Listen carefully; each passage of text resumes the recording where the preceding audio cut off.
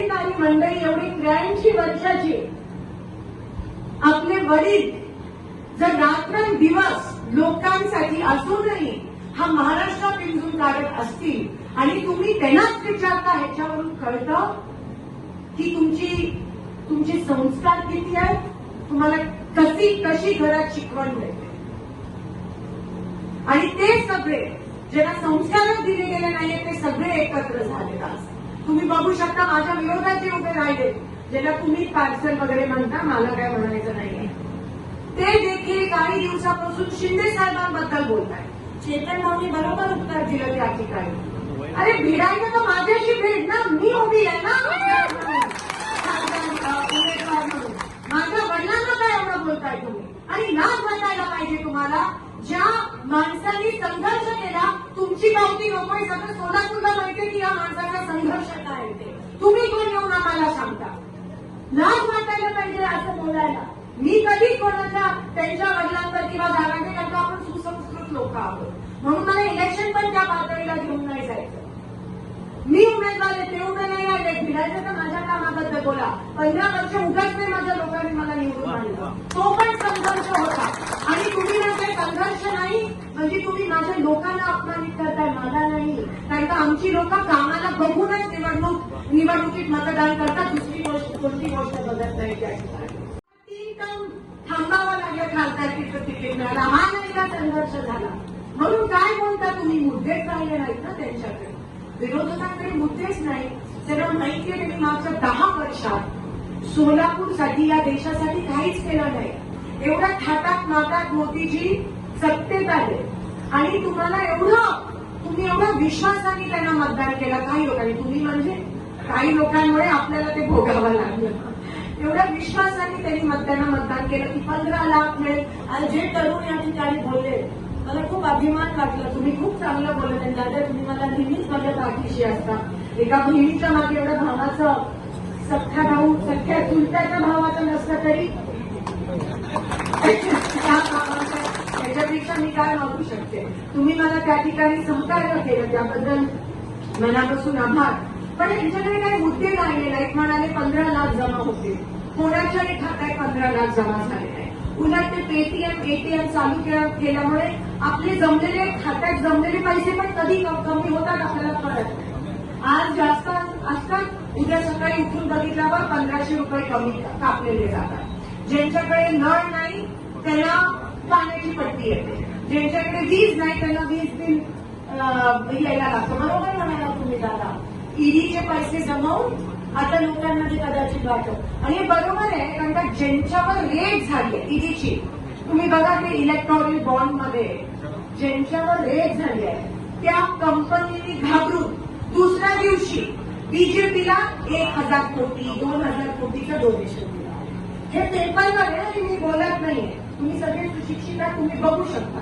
Rate करायची आणि ह्या लोकांकडून डोनेशन घ्यायचं, एवढी यांची हुकुमशाही चालली आहे. ग्रामीण भागात शेतकऱ्यांना हमी पीक विमा अजून नाही मिळाला. मी परवा कलेक्टरला फोन केला की पीक विमाचं काय झालं. नाही, सोयाबीनचे सगळे दिलेत म्हणे. आता आम्हाला किती वेळात काढणार? सोलापुरात खूप सोयाबीन उगवतं कल्चरीला, इकडे आम्हाला तुरीचे ज्वारीचे पीक विमा या ठिकाणी मिळाला पाहिजे. त्यानंतर जनावरांना चारा छावण्या नाही. चारा छावण्या शिंदे साहेबांनी मुख्यमंत्री असताना ही संकल्पना सुरू केली. आज बिलं निघाले नाहीये, जुन्याची बिलं निघाली नाहीत, नवीन कशी चालू करणार? एवढं दुष्काळग्रस्त हा जिल्हा झालाय. मागच्या 10 वर्षात ज्या थाटामाटात आले, कमीत कमी त्या योजना तरी आम्हाला लागू करायला पाहिजे होत्या. 500 कोटी तुमच्या 10 आमदारांना तुम्ही 500 कोटी दिले, 50 कोटी देऊन आम्हाला योजना नाही देऊ शकल्या.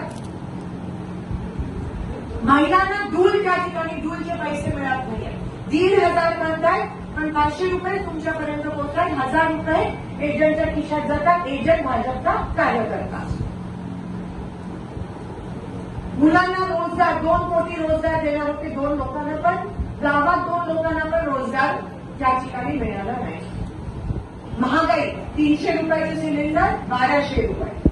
आता एवढा तुम्ही विश्वास दाखवला त्यांच्यात, एकदा नाही 2दा, पण एवढा मोठा विश्वासघात झाला भाजपकडून लोकांचा. आणि म्हणून मला बघा की तुम्ही बोलता ते आवडलं चिडून आता त्यांच्या विरोधात मतदान केलं पाहिजे. चिडून ही तीव्र भावना ग्रामीण भागात फिरताना एवढे तीव्र रोष आहे भाजपच्या विरोधात, एवढा खरं तर त्याची हिंमत पण नाही झाली पाहिजे आपल्याकडे येऊन मतदान करायची. काय केलंय ते? आणि एवढं जर आपली फसवणूक झाली असेल तर मला असं वाटतं आता आपण पेटून उठायला पाहिजे. आणि तुम्ही दोन्ही दिवस बघितले, काँग्रेसचे पण बघितले, भाजपचे पण बघितले. काँग्रेस असताना आपल्याला भाव तरी मिळत होता, आपल्या जनावरांना छावण्या होत्या, महिलांना डोल होत्या, 300 रुपयाचं सिलेंडर होते. भाजप आल्यापासून काय झालंय? सोलापुरात म्हणाले विमानसेवा सगळं वडीलधारी मंत्री. आज मी काकांचे मनापासून आभार मानते की त्यांनी हा मेळावा आमच्यासाठी आयोजित केला.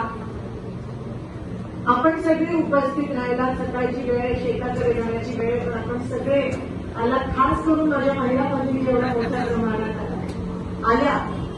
अर्थात काँग्रेस, राष्ट्रवादी काँग्रेसचा मेळावा आहे तर महिला भगिनी येणारच, कारण इकडे त्यांना सुरक्षित वाटतं, दुसऱ्याकडे ते जाणार नाही. आज या महाराष्ट्रामध्ये जिजाऊनी, रमाईनी, अहिल्याबाईंनी संघर्ष केलेत म्हणून आज मी इकडे आमदार म्हणून उभी आहे, म्हणून तुम्ही इथपर्यंत येऊ शकता. आणि तेच संस्कार काँग्रेस आणि राष्ट्रवादी काँग्रेसनी जपले, म्हणून आज महाराष्ट्रात 2 नेती, तिकडे सुप्रियाताई आणि इकडे मी, आम्ही लढत आहोत, आम्ही भिडत आहोत या शत्रूंच्या, राक्षसांच्या, या विरोधकांच्या विरोधात.